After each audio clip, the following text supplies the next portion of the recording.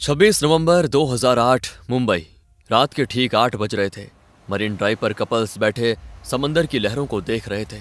CST station पर हजारों लोग अपने घर को जाने की जल्दी में थे और ताज होटल के फैंसी रेस्टोरेंट में दुनिया भर के अमीर लोग डिनर कर रहे थे। सब कुछ नॉर्मल था। कुलाबा के मच्छी मार नगर में, जहां मछुआरे अपने दिन भर की मेहनत के बाद आराम कर रहे थे, वहां अंधेरे में एक रबर की बोट किनारे पर आकर लगी। इस बोट में से 10 लड़के उतरे। उनकी उम्र मुश्किल से 20 से 25 साल के बीच की होगी। वहां मौजूद एक मछुआरे ने उन्हें देखा। उसको कुछ अजीब लगा। इन लड़कों का पहनावा, उनका हाव भाव यहाँ के लोकल लोगों जैसा बिल्कुल नहीं था। उसने हिम्मत करके आवाज लगाई, ओए, कौन हो तुम लोग? कहां से आए हो? उनमें से एक लड़के ने कहा, तुम्हें क्या करना है, अपना काम करो। और फिर वो लड़के वहां से निकल जाते हैं। मछुआरे को इन लड़कों पे शक होता है, इसीलिए वो मुंबई पुलिस को इसकी जानकारी देता है। लेकिन मुंबई पुलिस इस बात को हल्के में लेती है और इस पे कोई एक्शन नहीं लेती। वहां से निकलने के बाद सभी लड़के 2-2 के ग्रुप्स में डिवाइड होकर टारगेट की गई लोकेशन की तरफ निकल पड़े। रात के 9:30 बज चुके थे। छत्रपति शिवाजी टर्मिनस में 2 आतंकवादी, अजमल कसाब और इस्माइल खान, स्टेशन के मेन हॉल में दाखिल हुए। उन्होंने अपने भारी बैग्स नीचे रखे और उनमें से निकाली AK-47 राइफल। अगले ही पल ऑटोमेटिक गन फायर की आवाज ने पूरे स्टेशन को गुंजा दिया। कसाब और इस्माइल ने बिना किसी रहम के गोलियां चलानी शुरू कर दी। उनके सामने जो आया, बच्चा, बुजुर्ग, औरत, मर्द, वो बस एक टारगेट था। स्टेशन का फर्श खून से लाल हो गया। लोगों में भगदड़ मच गई। आरपीएफ और लोकल पुलिस के कुछ जवान वहां मौजूद थे, लेकिन उनके हाथ में क्या था? अंग्रेजों के जमाने की 303 बोल्ट एक्शन राइफल्स और लाठी।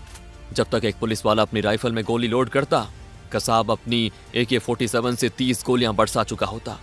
लेकिन बिना किसी हथियार के पुलिस वालों ने अपनी जान की परवाह किए बिना कोशिश की। 90 मिनट तक सिर्फ 2 लोगों ने मुंबई के सबसे बड़े स्टेशन को मौत के कुएं में बदल दिया। 58 लोग वहीं मारे गए। उसी वक्त लियोपोल्ड कैफे में भी गोलियां चलनी शुरू हो गई थी। खाना खाते हुए लोगों पर ग्रेनेड्स फेंके गए। मुंबई पुलिस का कंट्रोल रूम पागल हो चुका था। हर मिनट एक नई लोकेशन से फायरिंग की खबर आ रही थी। सर, सीएसटी पे फायरिंग है। सर, लियोपोल्ड में ब्लास्ट हुआ है। सर, ताज होटल में आतंकवादी घुस गए हैं। ताज होटल और ओबेरॉय ट्राइडेंट में आतंकवादियों ने लोगों को हॉस्टेज बना लिया था। एटीएस चीफ हेमंत कारकरे अपनी टीम के साथ सबसे पहले सीएसटी पहुंचते हैं। इस टीम में एसीपी अशोक कामते, विजय सालस्कार, हेड कांस्टेबल अरुण जाधव और 3 सिपाही भी मौजूद थे। लेकिन अजमल कसाब और इस्माइल खान सीएसटी पर खून की नदियां बहाने के बाद कामा हॉस्पिटल की तरफ भागे थे। इसकी खबर मिलते ही एटीएस चीफ हेमंत कारकरे अपनी गाड़ी को कामा हॉस्पिटल की ओर मोड़ देते हैं। लेकिन तभी अचानक कसाब और इस्माइल उनकी गाड़ी के सामने आ जाते हैं और गाड़ी पर अंधाधुंध फायरिंग शुरू कर देते हैं। इस दौरान पुलिस की तरफ से भी फायरिंग होती है। आतंकियों के ताबड़तोड़ हमले से पुलिस की गाड़ी बिल्कुल छलनी हो चुकी थी।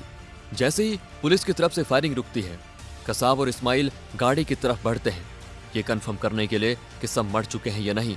गाड़ी के अंदर मौजूद सभी पुलिस ऑफिसर्स शहीद हो चुके थे। इसके बाद आतंकी विजय सालस्कर, हेमंत कारकरे और अशोक कामते की बॉडीज को गाड़ी से नीचे उतार देते हैं। आतंकी पीछे की सीट पर बैठे पुलिस कर्मियों की डेड बॉडीज को भी बाहर निकालना चाहते थे, लेकिन पीछे का दरवाजा जाम हो चुका था, इसीलिए वो ऐसा नहीं कर पाते। उसके बाद आतंकी पुलिस की गाड़ी लेकर शहर में घूमने लग जाते हैं, फायरिंग करते हुए। हालांकि गोलीबारी की वजह से गाड़ी का टायर पंचर हो चुका था, जिसकी वजह से गाड़ी ज्यादा दूर नहीं पहुंची। दोनों आतंकी गाड़ी चेंज करने का सोचते हैं, तभी उन्हें सामने से एक स्कॉडा कार आती दिखती है।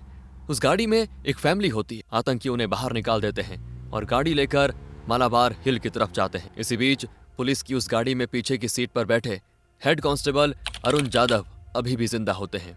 उन्हें सिर्फ कंधे पर गोली लगी थी और वो मरने का नाटक करते हुए आतंकियों के हर प्लान को सुन रहे होते हैं। जैसे ही आतंकी पुलिस की गाड़ी छोड़कर निकलते हैं, अरुण जाधव तुरंत पुलिस कंट्रोल रूम को आतंकियों की डायरेक्शन की अपडेट्स दे देते हैं। गिरगांव चौपट्टी पर एक नाकाबंदी लगाई गई थी।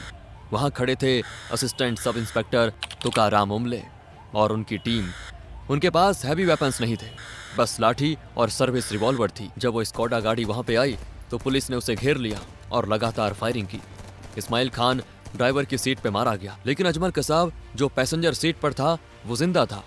कसाब ने एक्टिंग की जैसे वो मर गया हो, लेकिन जैसे ही तुकाराम उमले उसके पास गए, कसाब ने अपनी AK-47 उठाई और फायरिंग शुरू कर दी। कसाब ने ट्रिगर दबा दिया और लगातार फायरिंग की। 1-2 नहीं, पूरी मैगजीन की गोलियां तुकाराम उमले के पेट और सीने में उतर गई।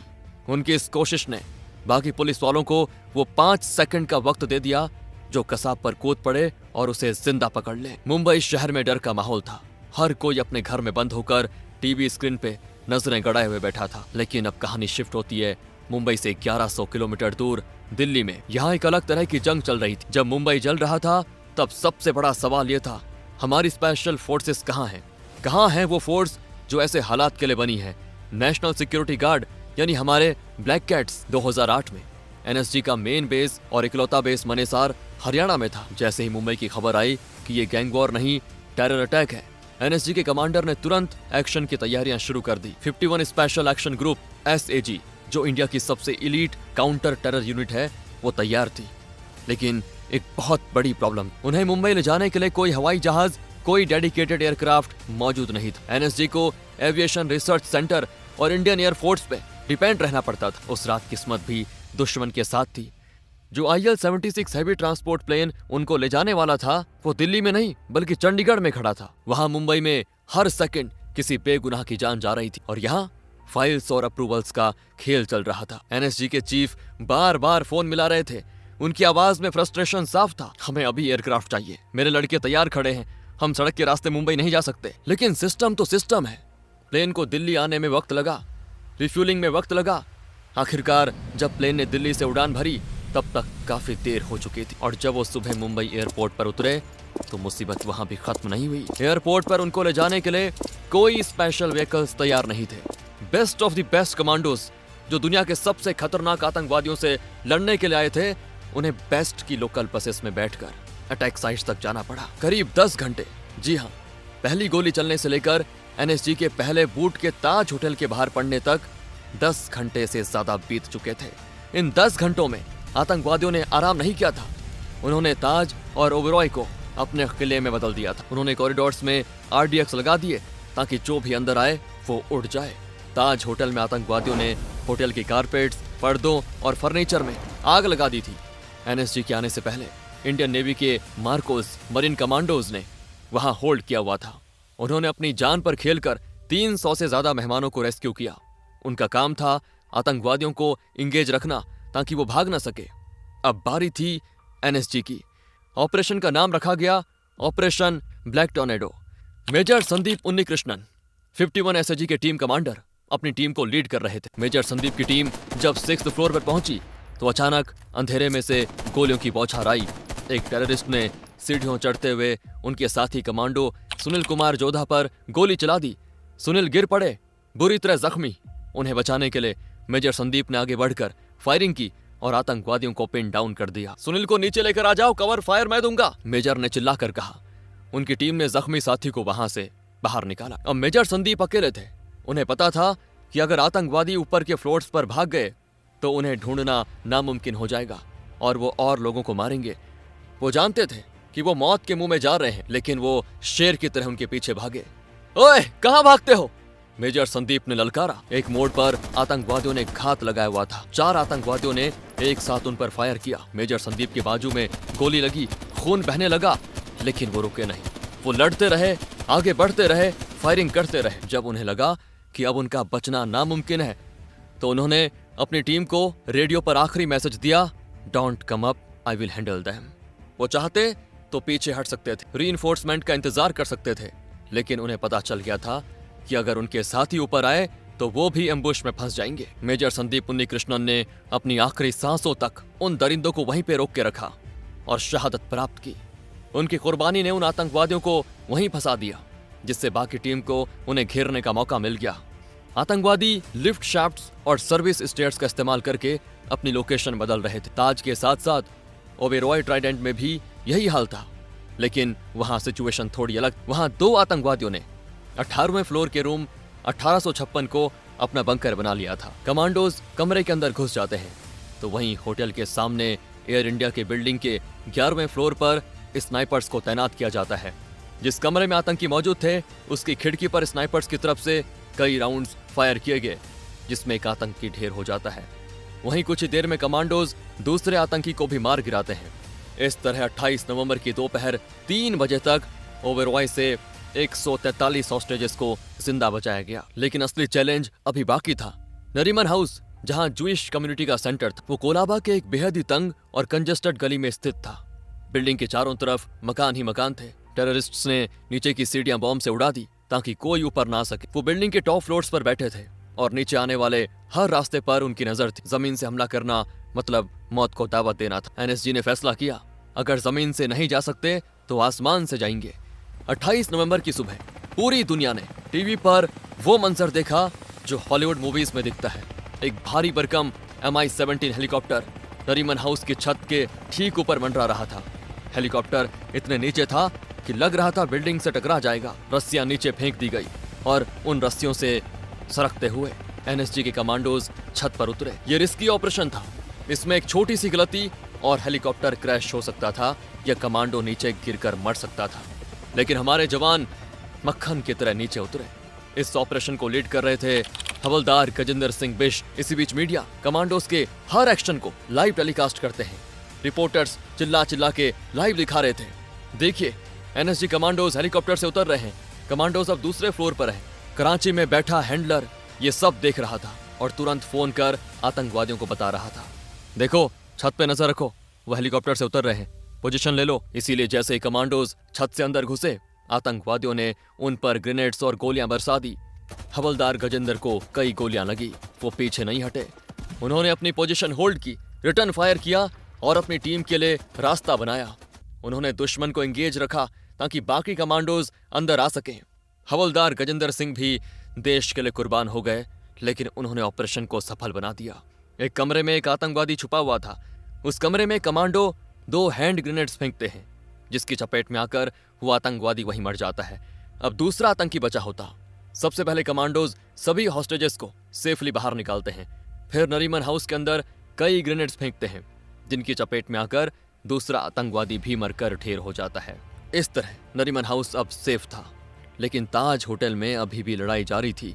मेजर संदीप के शहीद होने से निराश NSG chief JK Dutt commandos में दोबारा जोश भरते हैं। इसके बाद कमांडोज आतंकियों की खोज में होटल के चप्पे चप्पे को छान मारते हैं। तभी उन्हें ताज होटल के एक रेस्टोरेंट से गोलियों की आवाज सुनाई देती है। कमांडोज तुरंत उस रेस्टोरेंट की तरफ कई हैंड ग्रेनेड्स फेंक देते हैं और जान बचाने के लिए आतंकी जैसे ही सीढ़ियों की तरफ भागने लगते हैं, तभी कमांडोज चारों आतंकियों को गोलियों से छलनी कर देते हैं। इस तरह ताज होटल भी पूरी तरह सिक्योर हो जाता है। 10 में से 9 आतंकी मारे जा चुके थे और एक आतंकी अजमल कसाब जिंदा पकड़ा जा चुका था। वहीं इंटेलिजेंस ने एक कॉल इंटरसेप्ट किया। उस कॉल में जब ताज में आतंकवादियों ने पूछा कि हॉस्टेजेस का क्या करना है, तो हैंडलर ने कहा, अगर तुम्हें खतरा महसूस हो तो हॉस्टेजेस को बोझ मत उठाओ, उन्हें मार डालो। हमें दुनिया को दिखाना है कि हम क्या कर सकते हैं। हैंडलर्स का क्लियर ऑर्डर था, मारो और मरो। 29 नवंबर की सुबह 3 लोकेशंस क्लियर हो चुकी थी। ऑपरेशन ब्लैक टोर्नेडो खत्म हो चुका था। करीब 166 लोग मारे गए, 300 से ज्यादा लोग गंभीर रूप से घायल हुए, 18 सुरक्षाकर्मी शहीद हुए। लेकिन एनएसजी ने 600 से ज्यादा लोगों को बचा लिया था। इस हमले ने पूरे इंडिया को हिला के रख दिया। जनता इस हमले के लिए पाकिस्तान से बदला लेने की मांग करते हुए भारतीय सरकार से अपील करती है। प्रधानमंत्री मनमोहन सिंह पाकिस्तान के खिलाफ एक्शन लेने के लिए भारतीय सेना के अध्यक्षों के साथ लगातार मीटिंग्स करते हैं, लेकिन अंत में कोई भी मिलिट्री ऑपरेशन ना करने का फैसला लिया जाता है। इस हमले के बाद कई बदलाव किए गए। पहला, एनएसजी का स्ट्रक्चर बदला गया। पहले सारे कमांडोज दिल्ली में थे, जिसके कारण वो 10 घंटे का डिले हुआ। अब मुंबई, चेन्नई, कोलकाता और हैदराबाद में एनएसजी के रीजनल हब्स बनाए गए। आज अगर कहीं हमला होता है तो एनएसजी कुछ ही मिनट्स में वहां पहुंच सकती है। दूसरा, महाराष्ट्र ने अपनी खुद की एलीट फोर्स बनाई, फोर्स 1। ये यूनिट एनएसजी की तरह ट्रेंड है। तीसरा, नेशनल इन्वेस्टिगेशन एजेंसी NIA का गठन हुआ। पहले टेरर केसेस में स्टेट्स आपस में लड़ते थे जुरिडिक्शंस के लिए। अब NIA के पास पावर है कि वो किसी भी टेरर केस को टेक ओवर कर सकती है बिना स्टेट की परमिशन के। और सबसे बड़ी बात, कोस्टल सिक्योरिटी को मजबूत किया गया। आज नेवी, कोस्ट गार्ड और मरीन पुलिस मिलकर एक 3 टियर सिक्योरिटी ग्रिड बनाते हैं। इसके अलावा आतंकी अजमल कसाब पर कई सालों तक ट्रायल चलता रहा, जिसके दौरान पाकिस्तान के लक्ष्य तैयबा और इस अटैक से जुड़े कई राजों का खुलासा होता है। इस दौरान अजमल कसाब अपनी जान की भीख मांगता रहा, लेकिन इस अटैक के survivor head constable Arun Jadhav की गवाही के चलते 21 नवंबर 2012 को पुणे जेल में कसाब को फांसी दे दी जाती है। दोस्तों, अगर ये वीडियो आपको पसंद आया हो तो लाइक करें। ऐसे ही वीडियोस हर हफ्ते लाते रहेंगे। तब तक के लिए जय हिंद, जय भारत।